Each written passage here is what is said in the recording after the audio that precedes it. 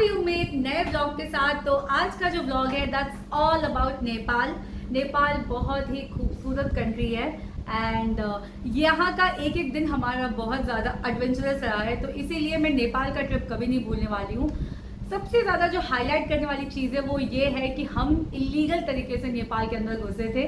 हमने जानबूझ के नहीं किया था और हाँ, हम तारों के नीचे से या फिर अंदर से नहीं गए थे, हम बाकायदा बॉर्डर क्रॉस करके गए थे। लेकिन जब हम वहाँ गए तो वो जो भंसार वहाँ का एंट्री होता है, जो डेली का चलान कह लो या एंट्री पास कह लो, इंडिया टू नेपाल का, या फिर उसको भंसार कह लो, ये उसको वहाँ के लैंग्वेज में भंसारी कहा जाता है। वो आपका डेली का पास होता है एंड आप जितने दिन भी नेपाल में रहने वाले हो उस हिसाब से आपका वो पास बनता है। अगर आपका 3 दिन का ट्रिप है तो मैं आपको ये एडवाइस करूँगी कि आप 4 से 5 दिन का भंसार बनाकर चले एंड फिर 500 का कॉस्ट आता है। It varies on your vehicle size also and इसके अलावा सबसे इम्पॉर्टेंट है, भले ही इंडिया और नेपाल कंट्री अलग अलग है बट इंडिया से नेपाल जाने के लिए आपको पासपोर्ट की कोई ज़रूरत नहीं है। अगर आपके पास पासपोर्ट नहीं है तो भी आप जा सकते हो, आप सिर्फ आधार कार्ड दिखाकर भी जा सकते हो एंड हमारे पास सारे डॉक्यूमेंट्स थे हमारे।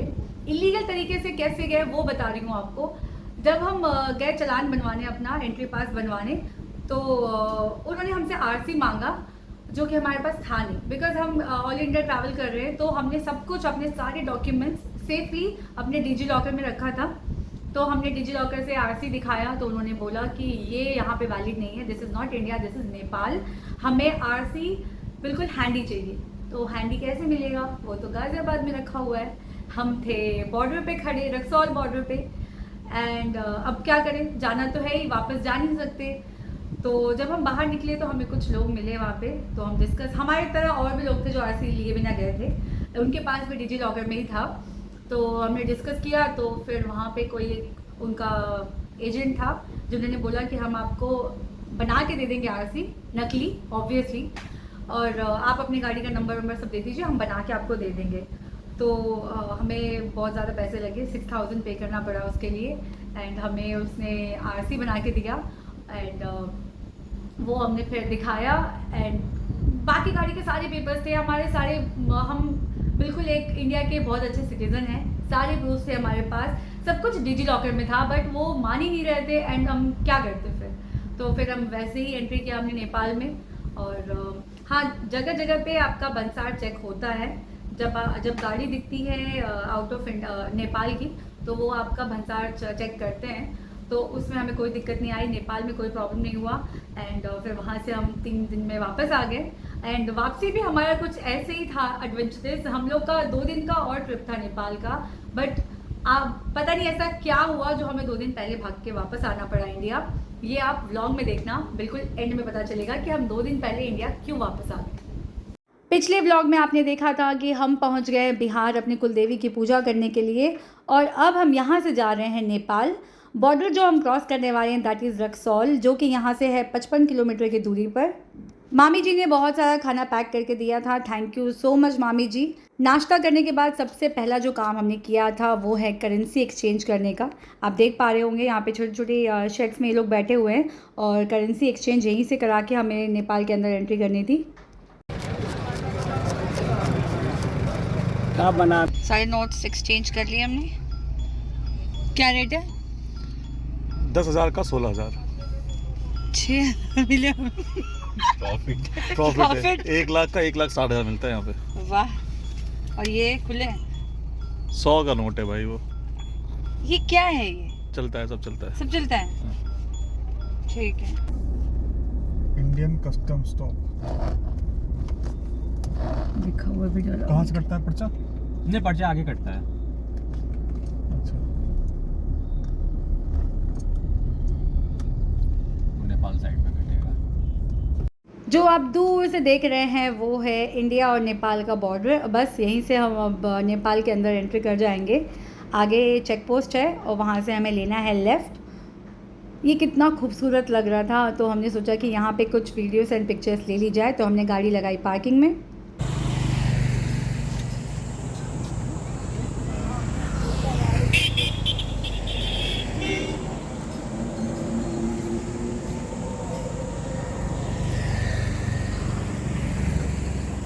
और ये है वो चेक पोस्ट जिसके बारे में मैं बात कर रही थी। यहाँ से हमें लेना है लेफ़्ट और अंदर जाके हमें अपना भंसार बनवाना है। जितने दिन हम रुकने वाले हैं नेपाल में उसके अकॉर्डिंग हमें वहाँ का एंट्री पास कह लो, चालान कह लो या फिर भंसार बनवाना है। और इसके लिए पता नहीं हमें कितना समय लगने वाला था। हमें आइडिया नहीं था कि अंदर जाके क्या होने वाला है। वो तो आपने व्लॉग के स्टार्टिंग में सुन ही लिया था किस तरीके से हमने यहाँ पे एंट्री की। 3 घंटा वेट करने के बाद हमें हमारा नया आरसी मिला और जैसे ही हमने एंट्री किया नेपाल तो गाड़ी हमारी चेक हुई और उसके बाद जाने दिया गया। हेलो चंदन सिंह, कैसा लग रहा है आपको विदेश में गाड़ी चला के? Yes, I'm driving in foreign country. Country का नाम भी बता दो। Foreign is foreign. इंडिया से बाहर गाड़ी चला रहा तो गाड़ी चला रहा। तो नाम तो होता, कुछ तो होगा नाम। देखो आगे नंबर प्लेट देखो लोगों को। क्या ये बा मतलब क्या होता है? बागमती। तो हम लोग हैं नेपाल में और हम जा रहे हैं बाबा पशुपतिनाथ के दर्शन करने। और सुना है काठमांडू बहुत खूबसूरत जगह है, रास्ता भी बहुत खूबसूरत है, दिखाएंगे आपको।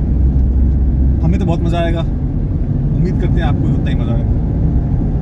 यहाँ से काठमांडू की दूरी है 272 किलोमीटर्स। जब हमने एंट्री किया था तो रास्ता इतना खूबसूरत लग रहा था, पहाड़, ये वादियाँ सब इतना अच्छा लग रहा था, बट हमें नहीं पता था कि आगे चलकर हमें इतनी परेशानी होने वाली है।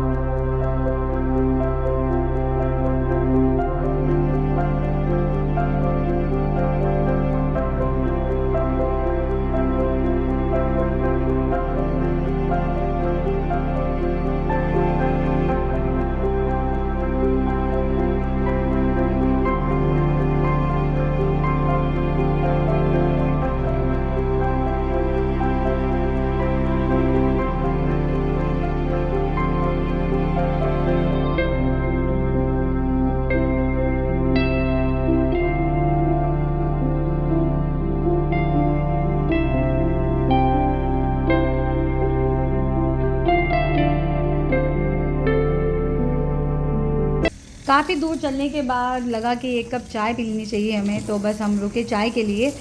मीनवाइल ये लोग गाड़ी को साफ़ कर रहे थे, गाड़ी भी काफ़ी गंदी हो चुकी थी। और बस चाय पीकर फिर हम निकले आगे की ओर।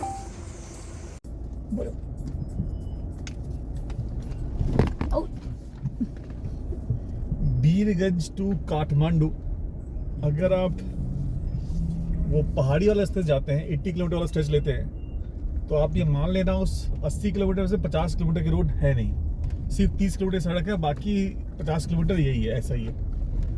वो 80 किलोमीटर का स्ट्रेच कवर करने में अपने को लग रहे हैं 5.5 से 6 घंटे।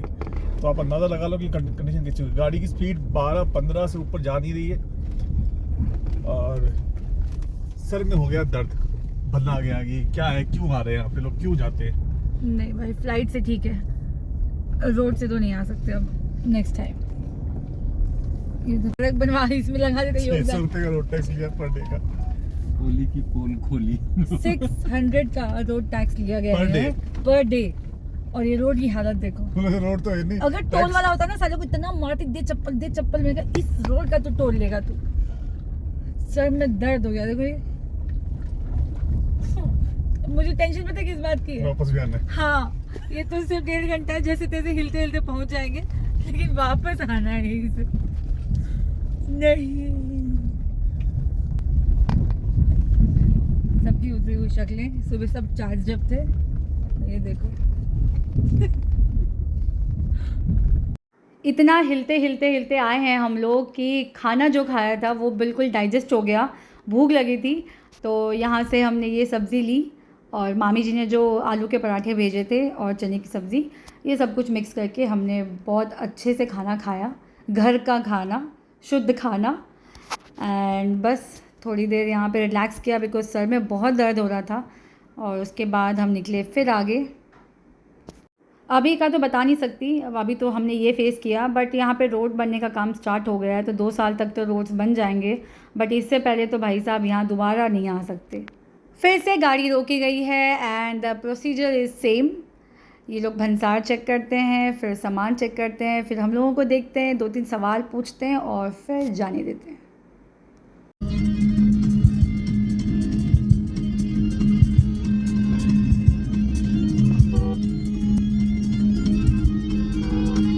ये हमारी गाड़ी की हालत देखिए।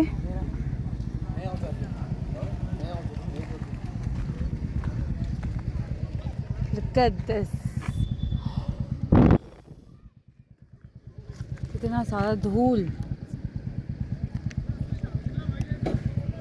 बस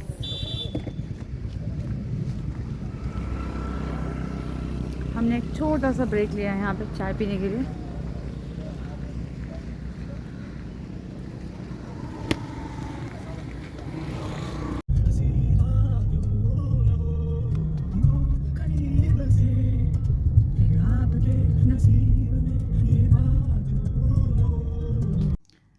हम घर से निकले थे 6:15 और काठमांडू हमने रीच किया अराउंड 6:25 6:30 ऐसे ही हो रहा था, तो it took us almost 12 hours.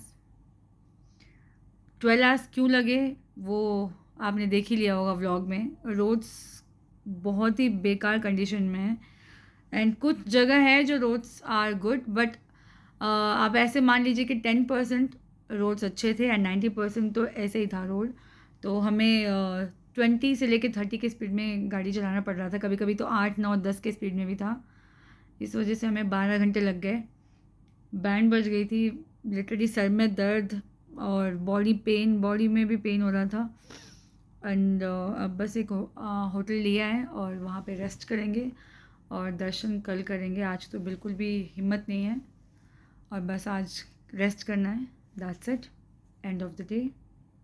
अगली सुबह उठकर सबसे पहले हम तैयार हुए मंदिर जाने के लिए, बाबा पशुपतिनाथ के दर्शन करने के लिए। एज़ यूजुअल मैं साड़ी में और पति परमेश्वर धोती में। हमारे होटल से मंदिर की दूरी थी लगभग 15 मिनट और हम पहुंचे मंदिर और फिर गाड़ी को लगाया पार्किंग में। फिर यहाँ से गए आगे जाकर पूजा का सामान ख़रीदा। हमें ये भी वहाँ पे पता करना था कि क्या क्या चढ़ता है भगवान पे। कहीं कहीं मंदिर पे गर्भगृह तक जाने नहीं दिया जाता और इस मंदिर का हमें कुछ पता नहीं था, तो हमने वहाँ पे जो लोकल है उनसे पूछा और फिर प्रसाद लिया। पशुपति का अर्थ, पशु अर्थात जीव या प्राणी, और पति का अर्थ है स्वामी, और नाथ का अर्थ है मालिक या भगवान। इसका मतलब यह है कि संसार के समस्त जीवों के स्वामी या भगवान है पशुपतिनाथ। दूसरे अर्थों में पशुपतिनाथ का अर्थ है जीवन का मालिक। नेपाल में पशुपतिनाथ का मंदिर काठमांडू के पास देवपाटन गांव में बागमती नदी के किनारे स्थित है। मंदिर में भगवान शिव की एक 5 मुख वाली मूर्ति है। पशुपतिनाथ विग्रह में चारों दिशाओं में एक मुख और एक मुख ऊपर की ओर है। प्रत्येक मुख के दाएं हाथ में रुद्राक्ष की माला और बाएं हाथ में कमंडल मौजूद है। मान्यता अनुसार पशुपतिनाथ मंदिर का ज्योतिर्लिंग पारस पत्थर के समान है। कहते हैं कि ये 5 मुख अलग अलग दिशा और गुणों का परिचय देते हैं। इस मंदिर में भगवान शिव की मूर्ति तक पहुंचने के 4 दरवाजे बने हुए हैं। वे चारों दरवाजे चांदी के हैं। पश्चिमी द्वार की ठीक सामने शिवजी के बैल नंदी की विशाल प्रतिमा है, जिसका निर्माण पीतल से किया गया है। पशुपतिनाथ मंदिर को शिव के 12 ज्योतिर्लिंगों में से एक केदारनाथ मंदिर का आधा भाग माना जाता है। यहाँ से हमने 2100 की पर्ची कटवाई है पंचामृत अभिषेक की, और हम यहाँ पे वेट कर रहे हैं। लाइन लगी हुई है, मंदिर का दरवाज़ा खुलने का हम वेट कर रहे हैं। और ये वो चावल है जो हम अपने घर से लाए थे और आज यहाँ पे भी चढ़ाएंगे। SBI बैंक बताओ, नेपाल से।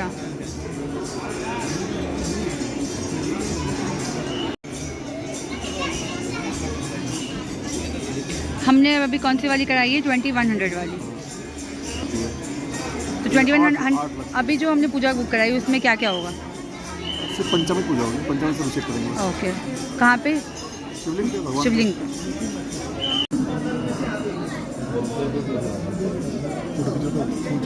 हमारे दर्शन यहाँ पे बहुत अच्छे से हो गए। पंडित जी ने बिल्कुल टाइम देकर पूजा करवाया। पशुपतिनाथ मंदिर के संबंध में यह मान्यता है कि जो भी व्यक्ति इस स्थान के दर्शन करता है उसे किसी भी जन्म में फिर कभी पशु योनि प्राप्त नहीं होती। हालांकि शर्त यह है कि पहले शिवलिंग के पहले नंदी के दर्शन ना करे।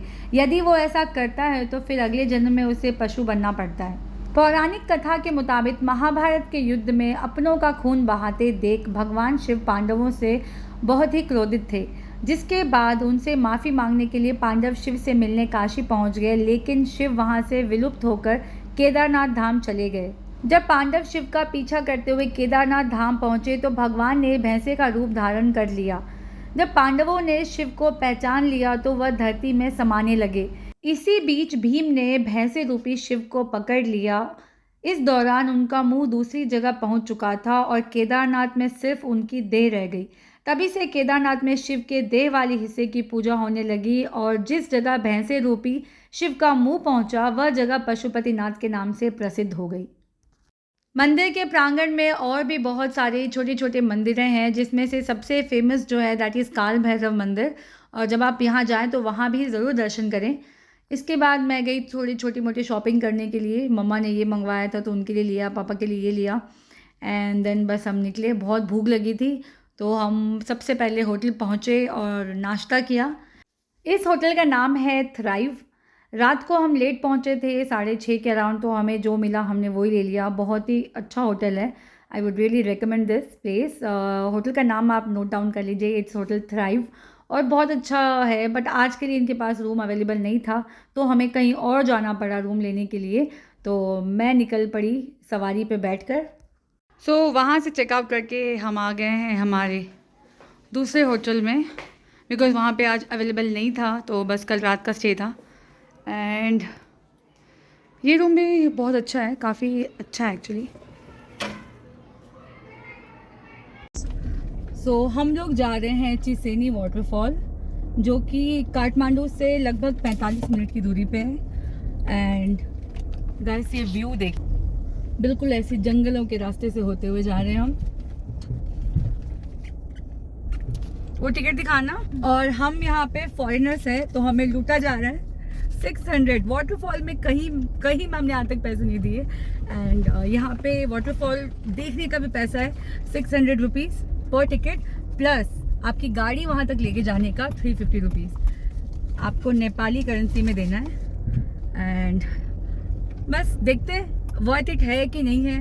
अगर कुछ नहीं हुआ, पानी नहीं हुआ, तब तो इनकी मैं बाकी बैंड बजा दूँ।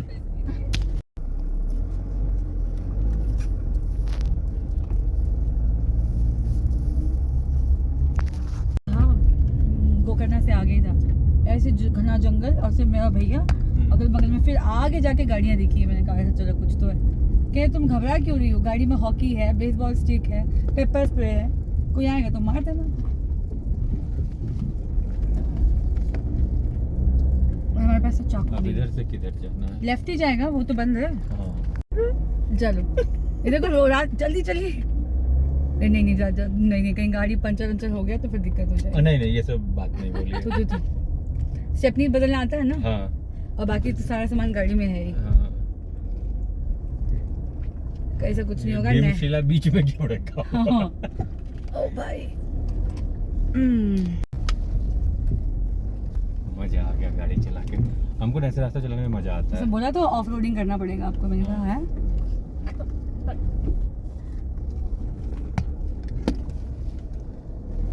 भाई, यहाँ से गाड़ी मोड़ना बड़ा मुश्किल हो जाएगा अगर वहाँ से कोई गाड़ी आएगी तो।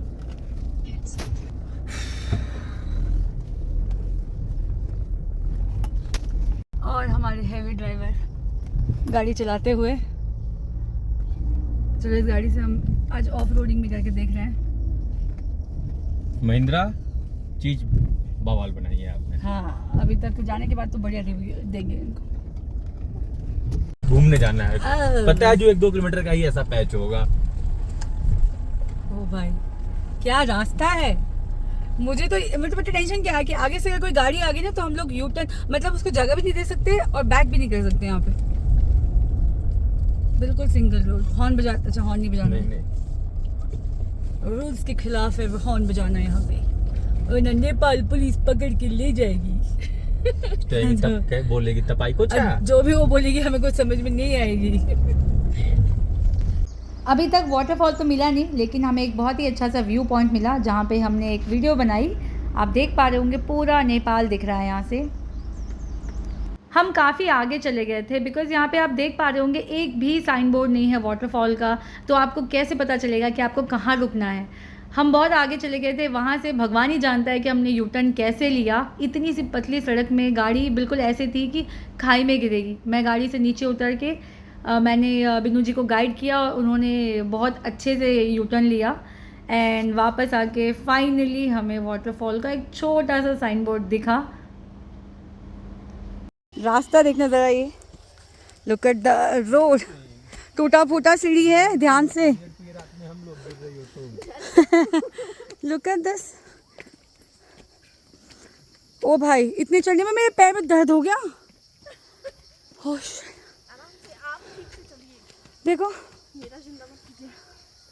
ऊपर तक जाना। आप लोग चलिए आगे, वहाँ जाना है। और मेरी तो सांस चढ़ी है अभी से। अच्छा वो पानी रख लिए थे। हम यहाँ सांस लेने के लिए रुके हैं। सब कह रहे हैं कि 90% कवर हो चुका है, 10% बचा हुआ है। तो हाथी निकल चुका है, बस उसका पूंछ निकलना बाकी है। बट हमें नहीं लगता।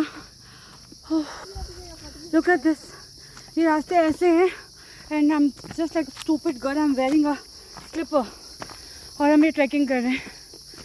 भाई साहब ये आवाज़ देखो। फोन रख ले।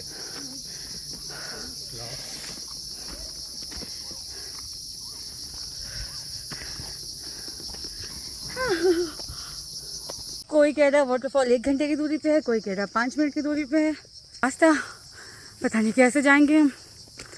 अरे यार, जूते पहन लेना चाहिए था। चप्पल में वॉक कर रही हूँ, इनफैक्ट चप्पल में ट्रैकिंग कर रही हूँ मैं। शिट, आ जाओ आ जाओ, चलो जय माता दी, कम ऑन। क्या हुआ, थक गई? यार हमें नीचे से जाना है कि यहाँ से जाना है? कोई यहाँ पे क्या हुआ यार, ये तो थक गई। आ जाओ। अच्छा ये रास्ता एक ही जगह जाके मिल रहा है। आई डोंट नो, ये जो हम एडवेंचर कर रहे हैं। पूरी नदी सूखी हुई है तो वाटरफॉल कहाँ है? पानी की आवाज़ तो आ रही है। मतलब हम लोग को नीचे जाना है क्या?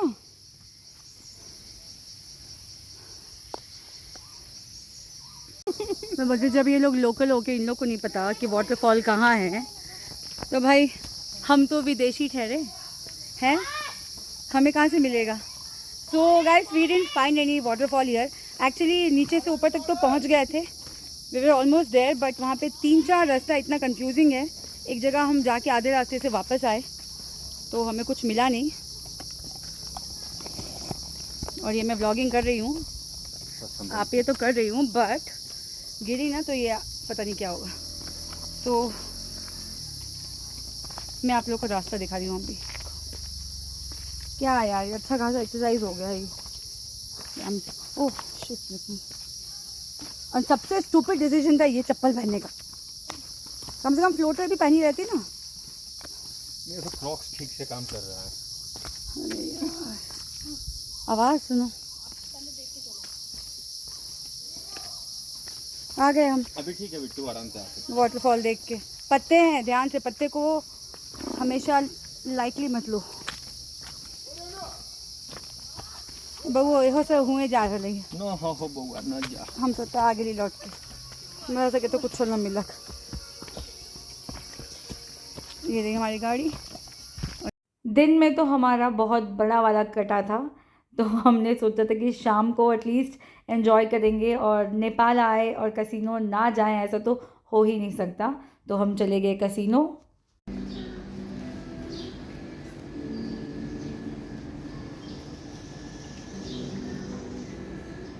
वॉइस ओवर दूंगी बाद में।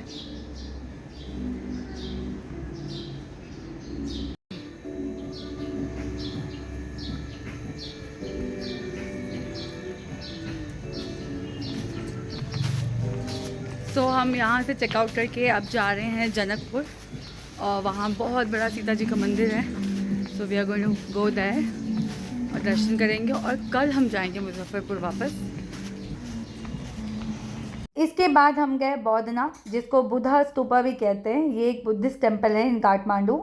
यहाँ पे एंट्री के लिए टिकट्स लेने होते हैं। तो 60 कंट्री के लिए 100 रुपीज़ है और अदर कंट्रीज़ के लिए 400 पर पर्सन।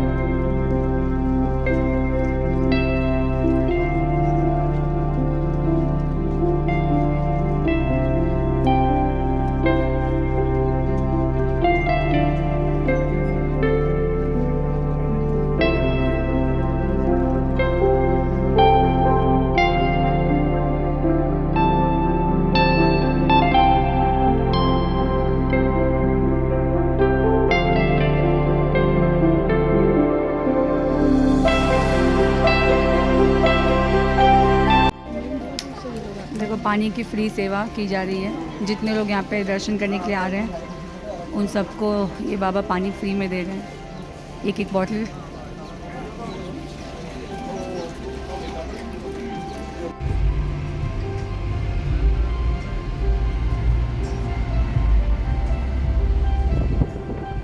नहीं, ये है खाजागर और यहाँ हमें कभी नहीं मिलता है खाना। जितनी बार भी ढूंढ लो, पता नहीं यहाँ के लोगों का खाने का टाइम क्या है, लंच टाइम। जब भी हम 2 बजे या 1:30 बजे के आसपास भी पहुँचते हैं तो खाना ख़त्म हो चुका होता है और हमें कुछ नहीं मिलता। तो आज हमने सोचा है कि हम आज खाना खुद बनाएंगे और आज बढ़िया खाना खाएंगे। सब्जियां तो ले ली थी और बस हम अब जगह ढूंढ रहे थे कि कहीं एक अच्छी सी जगह मिले, हमें स्पॉट मिले जहाँ हम बैठ के आराम से खाना बनाएं। हमारा ये प्लान था कि यहाँ से हम आज जनकपुर जाएं और वहाँ पे कल हम सीता माता के मंदिर का दर्शन करें और फिर वहाँ से हम आगे जाएं।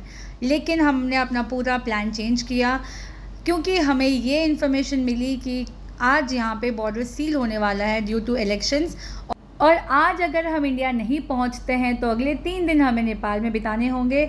और 3 दिन नेपाल में बिताने का मतलब ये है कि जो हमने प्लान कर रखा है आगे के लिए वो डेट्स ऊपर नीचे हो जाएंगे।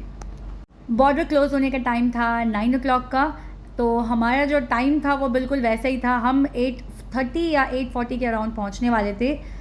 रीज़न आपके सामने ही है, ये जो काम चल रहा है यहाँ पे रोड का, ये हर जगह चल रहा था। और अगर हम दिमाग में तो यही चल रहा था कि अगर बॉर्डर बंद हो जाएगा तो हम करेंगे क्या, वापस हमें फिर नेपाल आना पड़ेगा। लेकिन इन लोगों को कौन समझाए, बस हम वेट कर रहे थे कि ये रोड्स बनाए साहब और फिर हम निकले आगे। एक तो रास्ते ऐसे हैं, ऊपर से भूख लगी थी, एक टेंशन और था कि बॉर्डर बंद ना हो जाए। ये सब कुछ लेकर हम आगे निकले और ऐसी मतलब यार ये इसीलिए मैं इसको एडवेंचरस जर्नी कहती हूँ, बिकॉज़ अभी तक हमें ऐसा कुछ देखने को नहीं मिला था। 4:30 बज गए थे और भूख बहुत ज़ोर से लगी हुई थी, तो सोचा कि बस जल्दी से कुछ बना लूँ। एंड थैंक गॉड हमें इतना अच्छा लोकेशन मिला था और वहाँ पे पानी की भी कोई प्रॉब्लम नहीं थी, बर्तन भी आराम से धुल जाते। तो बस हम लग गए खाना बनाने में। हम यहाँ पे सिर्फ 1 घंटा बिता सकते थे, ये हमारा टाइम लिमिट हमने सेट किया था कि खाना इतनी देर में बनाना भी है, खाना भी और निकल भी जाना है। तो इस वजह से सब हेल्प कर रहे थे, सब कोई ना कोई काम में हाथ बटा रहे थे। तो हमने दूध ले लिया था, तो मैं चाय बना रही हूँ और एक साइड मैंने सब्ज़ी चढ़ाई हुई है। आई थिंक इतना में चाय हो जाए। व्हाट डू यू थिंक क्या होती है? ये जल रहा है क्या? नहीं, अब क्या गिरा? नहीं जल रहा है। इसमें कुछ गिरने की आवाज़ है। अभी खाना बनाने के मुझे एक बॉटल पानी ला दो, फिर दिमाग के फ्रिज से कह दो। नहीं नहीं, गाड़ी में। हाँ गाड़ी में। हाँ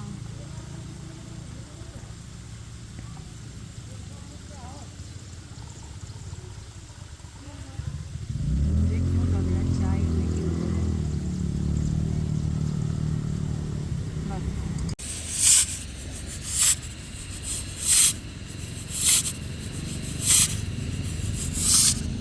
बस या तो कुछ बिछाने वाला हमारे पास है क्या, तो बिछा के बैठ जाते हैं। योगा मैट है। हाँ योगा मैट है। ये बैठे हुए हैं यहाँ पे भूखे इंसान।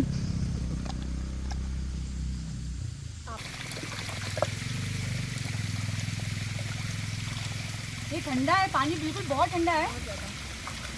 तुम इसमें चावल बना लो, मेरे तक धोके ला दो।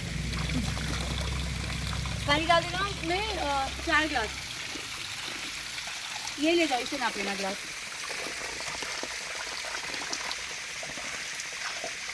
बिट्टू इसे नाप लेना।